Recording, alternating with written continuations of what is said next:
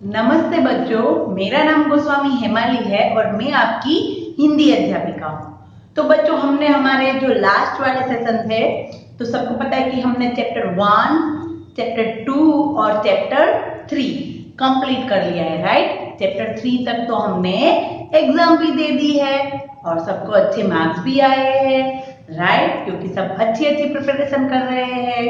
Okay, chapter 3 की जो हमारी अभ्यास पुस्तिका थी वो भी हमने बाद में कर ली थी एग्जाम के बाद, राइट। तो इस बार हम, आप लोग देख रहे होंगे कि बोर्ड में मैंने क्या लिखा है, यह इस बार हम क्या करेंगे, निबंध करेंगे। तो आपको लगेगा कि निबंध यानी कि क्या, किसी किसी को तो पता है कि निबंध यानी कि क्या होता है, राइट। देखो, निबंध यानी कि ऐसी चीज है जो हर एक को थोड़ा थोड़ा कुछ कुछ आना ही जरूरी है। Okay, right. देखो, निबंध है वो क्या है, मैं उसके बारे में आप लोगों को थोड़ा सा बताती हूँ। क्योंकि जब मैं भी छोटी थी ना, तब मुझे भी ऐसा लगता था कि इतना बड़ा बड़ा मैं कैसे लर्न करूँ, इतना बड़ा मैं कैसे, इसके मार्क्स भी ज्यादा होते हैं तो इसके मार्क्स मैं कैसे लूँ। फिर धीरे धीरे मुझे समझ में आया कि निबंध हमें कैसे उसकी प्रिपरेशन करनी चाहिए, निबंध को कैसे हमें लर्न करना चाहिए, उसको कैसे लिखना चाहिए। डन, तो वही तरीका है मैं आप लोगों को आज समझाऊंगी। निबंध क्यों जरूरी है, व्याकरण में हमारा जो हिंदी का व्याकरण है उसमें एक ये पार्ट भी निबंध का ही है। वो सिर्फ बोलने के एक वक्ता के लिए नहीं, बट हमारे लिए कहीं ना कहीं जगह पर भी जरूरी है। तो आपको लगेगा कि निबंध क्या जरूरी है, निबंध का क्या करेंगे हम। निबंध यानी कि कोई बड़ी बड़ी बातें लिखना, किसी के बारे में बड़ा बड़ा लिखना, तो वो मेरे काम कैसे आएगा। आ रहा है ना ऐसा क्वेश्चन मन में।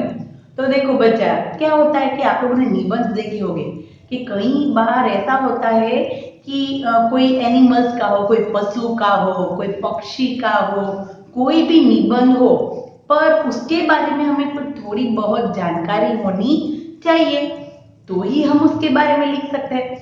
अगर ये बात सोचो कि आप लोग अपने मम्मी पापा के साथ कहीं बाहर घूमने गए, तो वहां की जो जगह है, वहां का जो प्लेस है, उसके बारे में आप कुछ सोचते हैं, समझते हैं।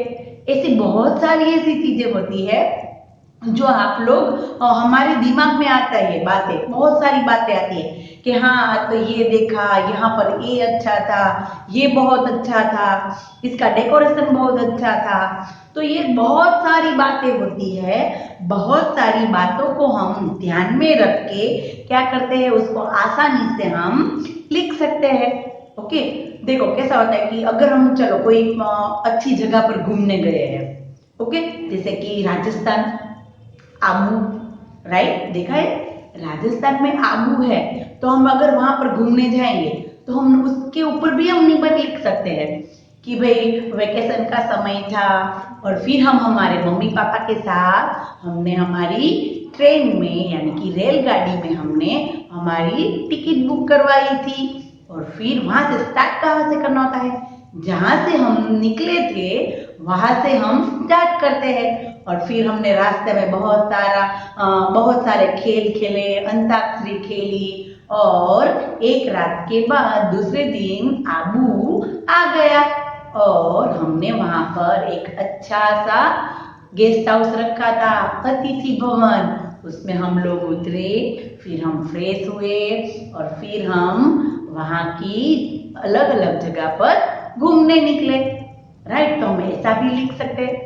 फिर हमने वहां का जो कुछ भी सब कुछ हमने देखा है कि फिर हम कितने बजे निकले, फिर हमने क्या खाया, फिर हमने ये किया, यहाँ की ये पैलेस देखा, ओके, तो वहां पर अचलगढ़ देखा, वहां के मंदिर देखे, ओके, तो ये सारी चीजें हैं वो हम उसमें लिख सकते हैं।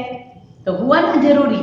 अगर हम लिखेंगे नहीं तो भी हमारे मन में, आप लोग सोचना, कई बार ऐसी बातें आती है कि जो जिससे निबंध होता है बड़ा बड़ा, वैसे ही बड़ी बड़ी बातें हमारे दिमाग में आती है, राइट। कोई हम जगह देखेंगे तो, अगर चलो ये सोचो कि कोई त्योहार है, ओके, कोई त्योहार है, दीपावली है, नवरात्रि है, तो उसके बारे में भी आप लोगों के पास जानकारी होनी चाहिए और हम लोग तो जानकारी तो होती है पर हम खुद उसका अनुभव भी करते हैं और फिर हम उसके बारे में बहुत सारी बातें हमारे दिमाग में ऑलरेडी होती ही है, राइट। फिर हम क्या करते हैं, उसी बातों को, उसी सारी जो चीजें हैं उन सबको क्लियरली स्टेप वाइज हम लिखेंगे।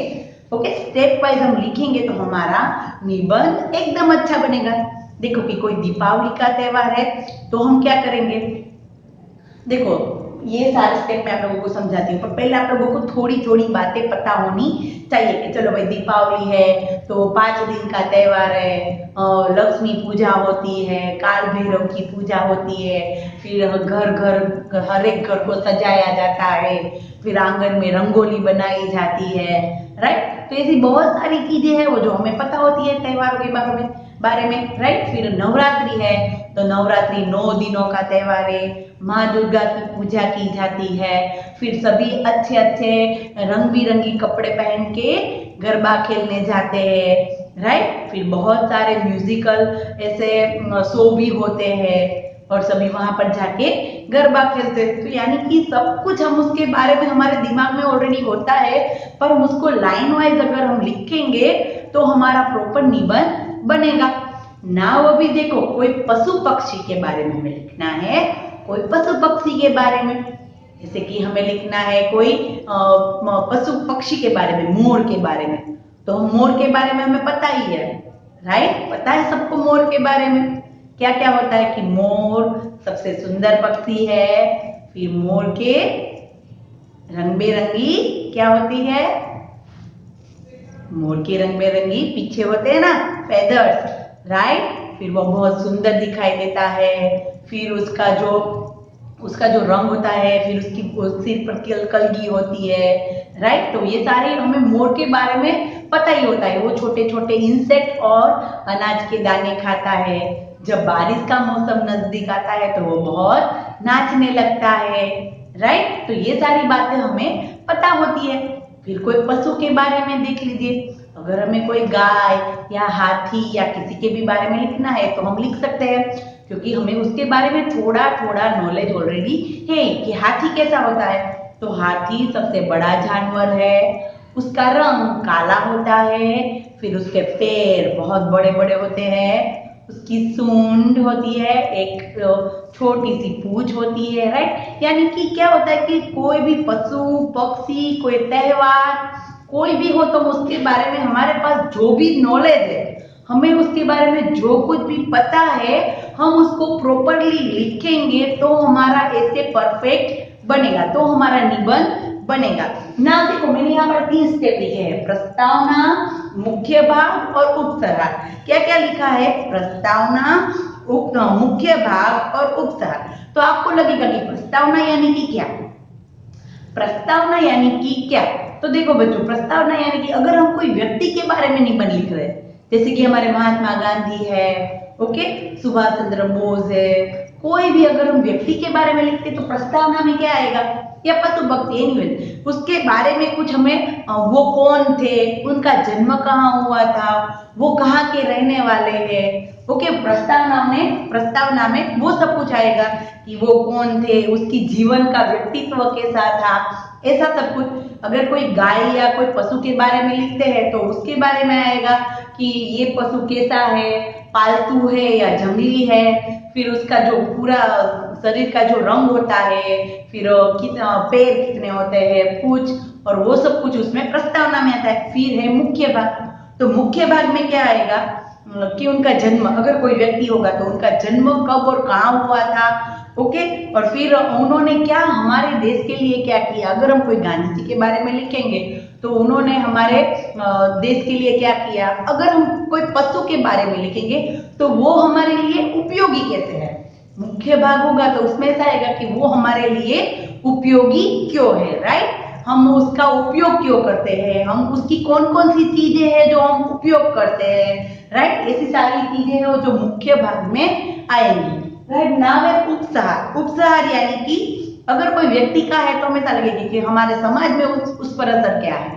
कोई पशु पक्षी का है या कोई त्योहार का है तो हम उसमें लिख सकते हैं कि उसका जो सारा है वो हमारे या हमारे समाज में उस पर उसकी असर कैसी है, उसका प्रभाव कैसा है। कोई पशु है, कोई पक्षी है या कोई त्योहार हम सेलिब्रेट करते हैं, राइट। अगर 15 अगस्त, 26 जनवरी ऐसे हमारे जो राष्ट्रीय त्योहार है, अगर वो हम सेलिब्रेट करते हैं तो उसके लिए हमारे दिमाग में क्या आएगा कि हम लोग देश के प्रति हमारी जो फर्ज है वो हम याद करेंगे।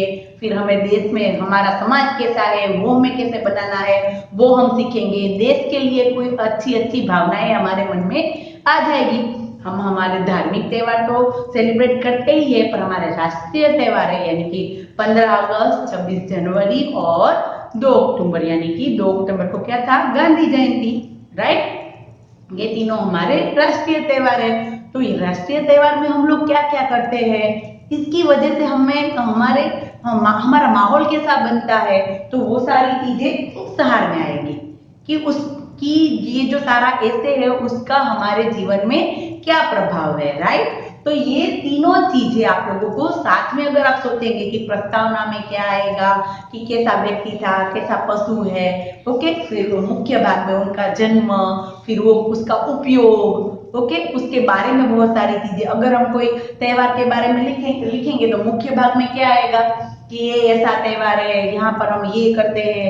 दिवाली है तो हम 5 दिन का त्योहार मनाते हैं, घर सजाते हैं, रंगोली बनाते हैं, वो सारी चीजें कहाँ पर आएगी, मुख्य भाग में। और उसके बाद है उपसहार। तो उसकी वजह से क्या होता है कि हमारे जो जीवन है, हमारे जो आसपास है, वो एक दूसरे के साथ मिलजुल कर रहना सीख सकते हैं, राइट। कोई ऐसा पर्सन है तो उसको देख के हम हमारे जीवन को बेहतर बना सकते हैं। अगर हम गांधी जी का ऐसे लिखेंगे तो हम उसके जीवन के बारे में सब कुछ जानेंगे, समझेंगे और हमारे जीवन को भी उसी तरह हम बेहतर बनाने की कोशिश करेंगे, राइट। तो ये सारी चीजें होती है ऐसे बनाने के लिए, निबंध लिखने के लिए। ये बहुत जरूरी है कि कोई भी आप निबंध लिखे पर उसके बारे में आप लोगों को थोड़ा कुछ पता होना चाहिए, तो आप लोग उसको प्रॉपरली लिख सकते हैं। अगर हमें कुछ पता ही नहीं है कोई चीज के बारे में तो हम उसके लिए कुछ भी लिख सकते नहीं है।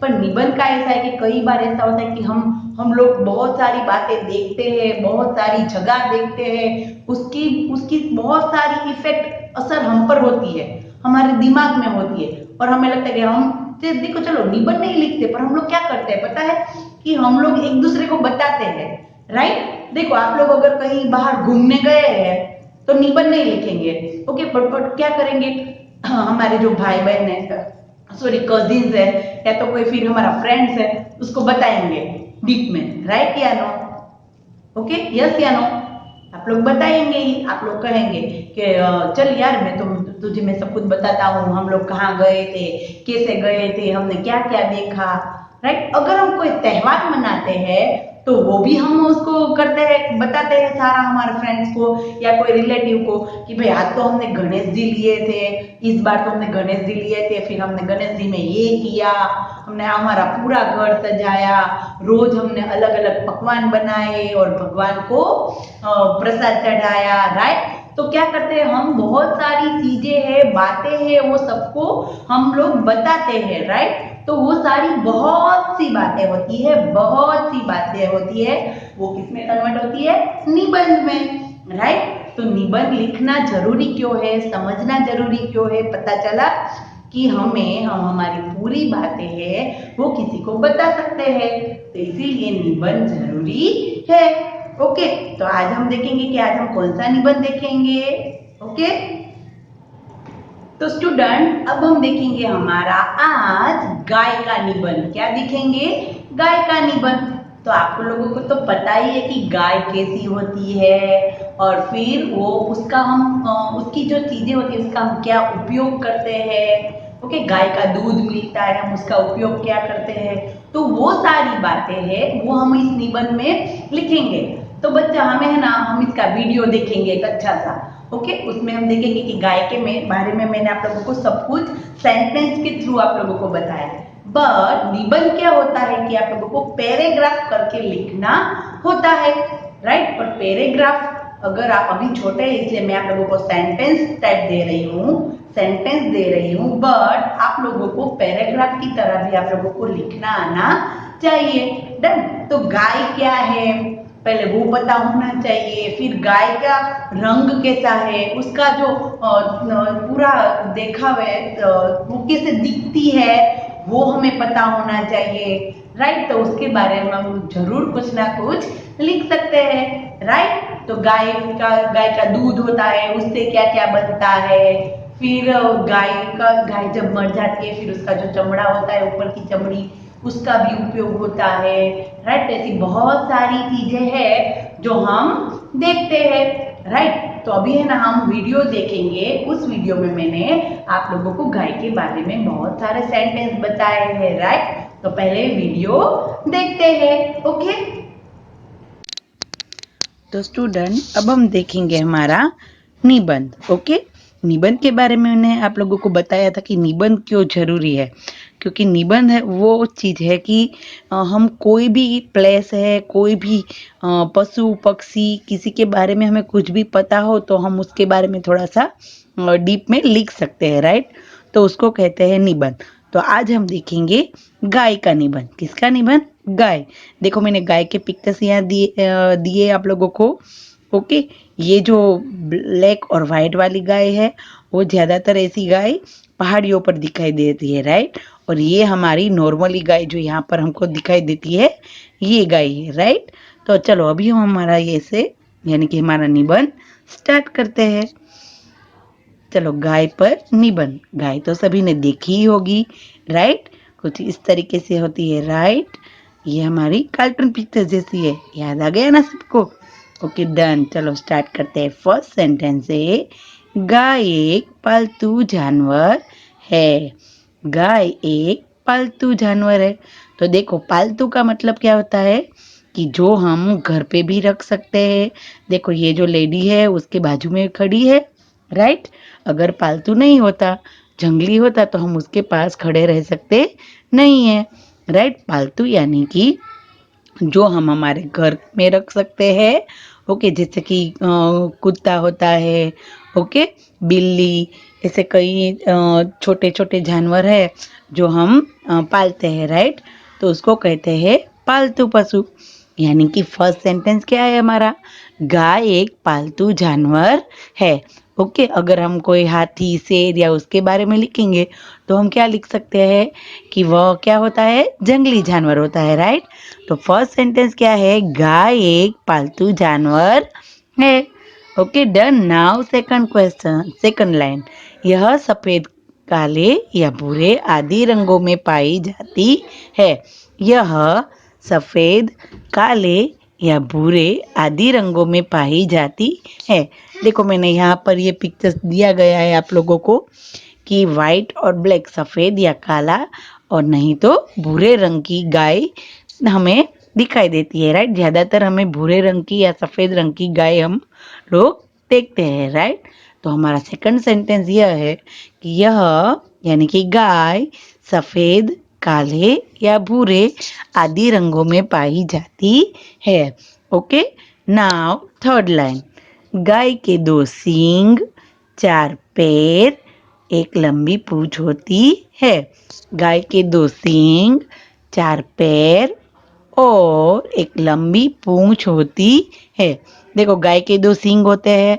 राइट। फिर उसके चार पैर होते हैं और एक लंबी पूंछ होती है। पूंछ पर आप लोगों को याद रखना है कि ऊपर अनुनासिक लगाना है। राइट। दो सींग, चार पैर और एक लंबी पूंछ होती है। ओके। नाउ देखो कई बार ऐसा होता है कि गाय के सींग होते हैं ना, उससे भी बहुत सारी चीजें बनाते हैं। जब गाय की कोई कोई भी गाय की मृत्यु हो जाती है तो उसकी चमड़ी, उसके पूंछ के बाल और उसके सींग बहुत सारी चीजों का उपयोग करते हैं। Right. Now question number sorry line number 4। गाय घास, भूसा और खली खाती है। गाय घास, भूसा और खली, खली यानी कि ऐसा इस प्रकार का खाद्य आता है वो गाय खाती है। गाय घास, भूसा और खली खाती है। राइट। देखो ये पिक्चर है जिसमें गाय घास खा रही है। राइट। नाउ लाइन नंबर 5, हमारा पांचवा वाक्य। गाय स्वभाव से सरल व भोली होती है। गाय का स्वभाव कैसा होता है? सरल और भोला। क्योंकि गाय कभी आप लोगों ने देखा कि गाय ने किसी को बहुत मारा, ओके, ऐसा कभी होता नहीं है। अगर उसके कुछ खाने में ऐसा आ जाए तो वो उसकी तड़प की वजह से शायद कभी बार किसी के पीछे दौड़ सकती है, ऐसा कुछ हो सकता है, राइट। पर गाय का स्वभाव नॉर्मली कैसा होता है? सरल होता है। कैसा होता है? सरल। और एकदम वो भोली होती है। आप लोग गाय को देखेंगे तो आप लोगों को खुद को पता चल जाएगा कि किसी एकदम मासूम लगती है, राइट। कभी आपको लगा कि गाय को देखकर हमें डर लग गया? ऐसा कभी हमें होता नहीं है, राइट। यानी कि गाय स्वभाव से सरल व भोली होती है, राइट। सिक्स लाइन है। छठी लाइन, हिंदू धर्म में गाय को पूजनीय माना गया है। हिंदू धर्म में गाय को पूजनीय माना गया है। हमारा हिंदू धर्म है, उसमें गाय को क्या मानते हैं? पूजनीय। यानी कि पूजनीय यानी कि क्या? हम लोग कहते हैं कि गाय के अंदर 33 करोड़ भगवान का वास है, इसलिए हम लोग गाय की पूजा करते हैं। और गाय को कभी नुकसान पहुंचा सकते नहीं है। हिंदू धर्म में गाय क्या है? हमारी माता कहलाती है। हम उसकी पूजा करते हैं, राइट। हमारे बड़े भी कहते हैं कि गाय में तो 33 करोड़ भगवानों का वास होता है। यानी कि गाय की पूजा की तो सभी भगवान की पूजा कर ली, राइट। अब लाइन नंबर 7 यानी कि हमारा 7वीं लाइन, गाय से हमें दूध प्राप्त होता है। सबसे बड़ी बात, गाय से हमें क्या प्राप्त होता है? दूध प्राप्त होता है, राइट। दूध के बिना कभी किसी का दिन चलता नहीं है। चाय पीने के लिए दूध चाहिए, दूध पीने के लिए, बोर्नवीटा पीने के लिए, हॉर्लिक्स पीने के लिए, सभी के लिए दूध जरूरी होता है ना। तो वो दूध हमें कहाँ से मिलता है? गाय के पास से, राइट। और यह दूध बहुत ही स्वादिष्ट व पौष्टिक होता है। गाय को जो दूध होता है वो एकदम स्वादिष्ट यानी कि मीठा होता है और पौष्टिक होता है। पौष्टिक यानी कि उसके अंदर बहुत सारे गुण होते हैं, राइट। गाय से हमें दूध प्राप्त होता है। यह दूध बहुत ही स्वादिष्ट व पौष्टिक होता है। लाइन नंबर 8, वाक्य नंबर 8, दूध से हमें दही, घी व पनीर प्राप्त होता है। दूध से हमें क्या क्या मिलता है? दूध से हम क्या क्या बनाते हैं? दही बनाते हैं, घी बनाते हैं, पनीर बनाते हैं, अलग अलग प्रकार की मिठाइयाँ बनाते हैं, राइट।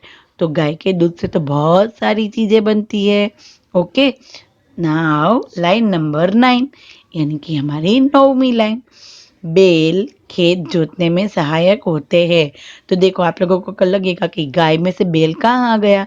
तो बैल क्या होता है? गाय का जब बछड़ा होता है वो बछड़ा बड़ा होके बैल बनता है। क्या बनता है? बैल। और बैल होता है वो जो खेत होते हैं हमारे, खेत में जब फसल बोई जाती है तो उससे पहले खेत को जोतने का काम होता है। उसमें इस तरीके से जैसे पिक्चर में हमें दिखाया है उसी तरह बैल होते हैं, वो खेत को जोतने का काम करते हैं और हमारी हेल्प करते हैं, राइट।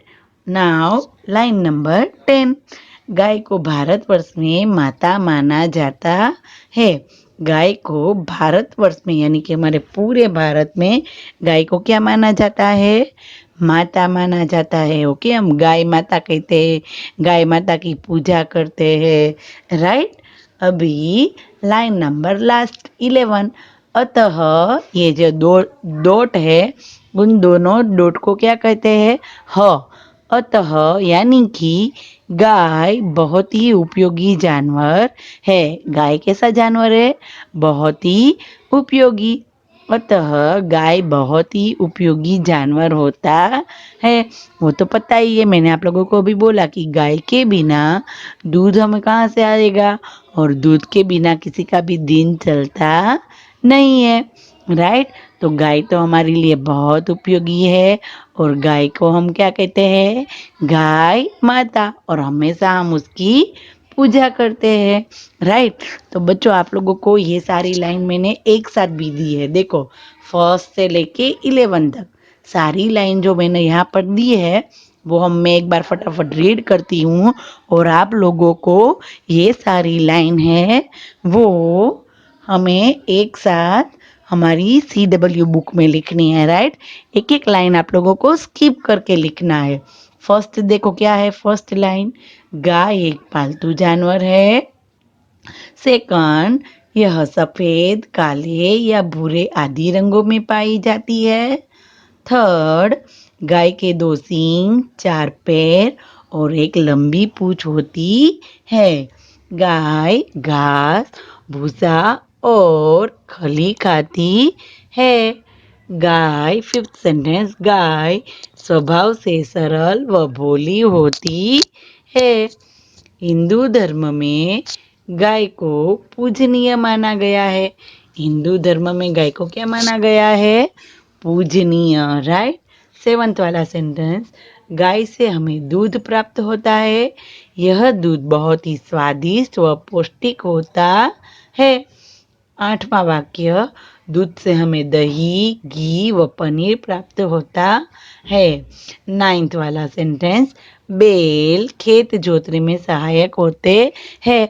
अगर आप चाहे तो उसमें लिख सकते हैं कि बैल गाय का बछड़ा होता है, वो बड़ा होके बैल बनता है।